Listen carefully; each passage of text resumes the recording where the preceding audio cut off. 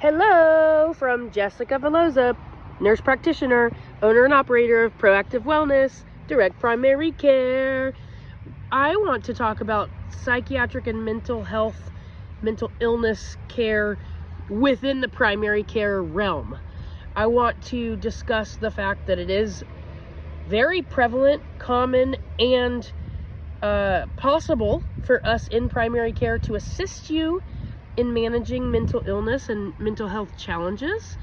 And if you have the right provider, they may even be able to touch a little bit on talk therapy. So I just have so many people that come to me that say, I get more out of this visit than I do at my therapist, right? Or even more people say they've tried, they've failed, attempting to get scheduled, attempting to connect, attempting to have a good relationship with a psych.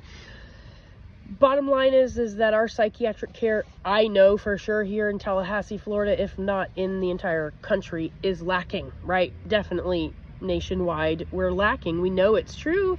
I've experienced it deeply within my personal life and professional life. So I just want to make a point here that if you are a primary care provider, or if you are going to see your primary care provider and you have mental health concerns that you would like to discuss, you can discuss them there, and they should be addressed at every visit.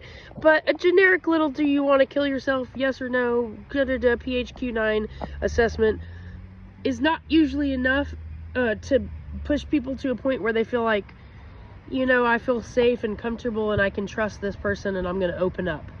Those tools are also actually usually obtained by a medical assistant or somebody who is not your direct provider, so you also might not feel like it's the time to bring it up. And then you have other issues to deal with, and then they're telling you can only address one or two things. So there's a lot of things within our primary care system currently that I see putting up roadblocks and challenges for people, preventing them from being able to access psychiatric care, or having the courage or gumption or energy or motivation, or, you know, they might just not be that distressed enough. They are, but it's not dire needs, dire straits, you know. But I would love for us to get to a place where we are in a preventative realm, where we're not waiting for things to become dire straits. So if you work with me, I do a lot of psych just because I do. People need it. I'm good at it. I'm not specifically, don't have those letters behind my name. I do not have my psychiatric mental health nurse practitioner, but I can do primary care psych. I can assist with that, and I would love to. If that's something that you're dealing with, I also know a lot of good psych professionals that I know some good people I could connect you with too.